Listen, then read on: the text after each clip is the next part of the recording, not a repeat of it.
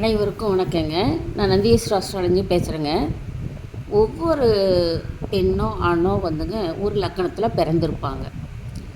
அது எந்த லக்கணமாக இருந்தாலும் சரிங்க, 3ஆம் இடம் நம்ம பார்க்கணுங்க. இப்போ உதாரணத்துக்கு நான் தனுசு ராசி எடுத்திருக்கேன். 3ஆம் இடம் இது வந்துங்க 3ஆம் இடமாக வருங்க.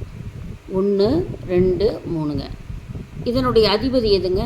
இது வந்து கும்பராசி, அதிபதி சனி பகவான். அப்போ இந்த தனுசு லக்கணத்தில் பிறந்தவங்களுக்கு சனிக்கிழமை வந்துங்க தோசைங்க. சனிக்கிழமை பிறந்திருந்தால் தோசைங்க. சரி, அடுத்தது இது மீன லக்கணம்னு வச்சுக்கலாங்க. இப்போ மீன லக்கணத்துக்கு 3ஆம் இடம் ரிஷபங்க. ரிஷபத்துக்கு அதிபதி சுக்கிர பகவான். அப்போ சுக்கிரனுக்கு வந்துங்க எந்த நாள் வரும்? சுக்கிரன்னா வெள்ளிக்கிழமை பிறக்கக்கூடாது. சுக்கிரன்னா வெள்ளிக்கிழமைங்க. சரி, இங்கே லக்கணம் வச்சுக்கலாங்க. 3ஆவது இடம் இதுங்க.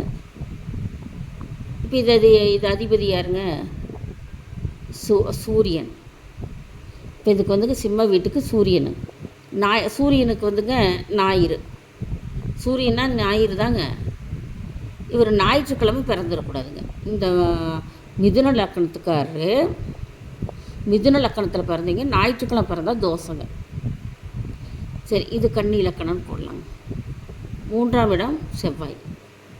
1 2 3 செவ்வாய்க்கிழமை பிறந்திருந்தால் பிறவி லக்கண தோஷம்னு பேருங்க இதுக்கு. எந்த லக்கணமாக வேணாலும் எடுத்துக்கோங்க. சரி, இன்னொரு மாடல் கட்ட போடுறேன். ஈஸியாக நீங்களே புரிஞ்சுக்கலாங்க. இப்போ வந்துங்க நீங்களே புரிஞ்சுக்கலாம். எந்த லக்கணம் வேணாலும் பாருங்கள். சரி, இங்கே லக்கணம் போடலாம். 1 2 3 3ஆம் இடம் இது என்னங்க? குரு. இதுக்கு அதிபதி குருங்க. குருக்கு நாள் வந்துங்க வியாழக்கிழமை. இப்போ இந்த லக்கணத்தில் மகர லக்கணத்தில் பிறந்தவங்களுக்கு குருனா வியாழக்கிழமைங்க. அப்போ பிறவி லக்கண தோஷம் வியாழக்கிழமை பிறந்திருந்தால் பிறவி லக்கண தோஷம் வருங்க. சரி, இங்கே லக்கணம் போட்டோம்னா 3ஆம் இடம் 1 2 3ங்க. இங்கே வந்து என்ன? அதிபதி செவ்வாய்ங்க. செவ்வாய்க்கு செவ்வாயே தாங்க. செவ்வாய்க்கிழமை பிறந்திருந்தா தோசைங்க. எது? கும்ப லக்கணத்துக்காரங்க செவ்வாய்க்கிழமை பெறக்கூடாது. சரி, இங்கே லக்கணம் போடலாங்க.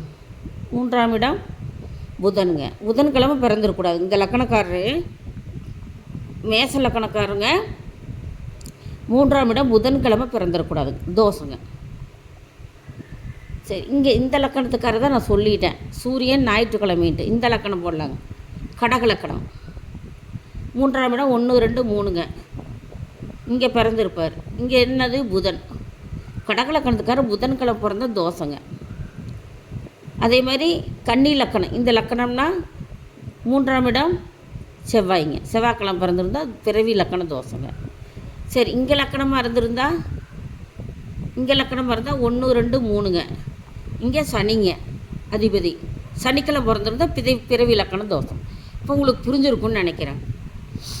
எந்த லக்கணமாக இருந்தாலும் சரிங்க, அவங்கவுங்க வந்து அந்த லக்கணத்தில் இருந்து 3ஆம் இடத்துக்கு அந்த பார்த்துக்கணும்.